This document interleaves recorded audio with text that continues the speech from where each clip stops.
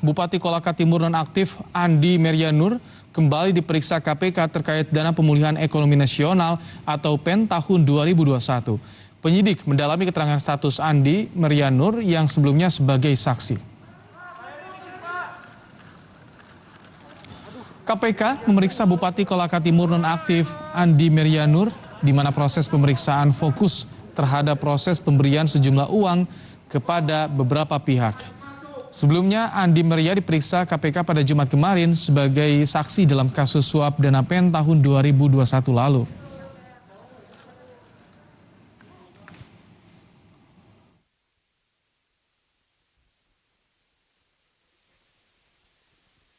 Penyidik KPK mengkonfirmasi pengetahuan dari saksi ini terkait dengan dugaan adanya pemberian sejumlah uang dalam pengurusan peminjaman dana pemulihan ekonomi nasional daerah tahun 2021 dimaksud. Saat ini KPK masih terus melakukan kegiatan penyidikan perkara ini dengan mengumpulkan alat bukti untuk melengkapi bukti-bukti yang sebelumnya telah KPK miliki.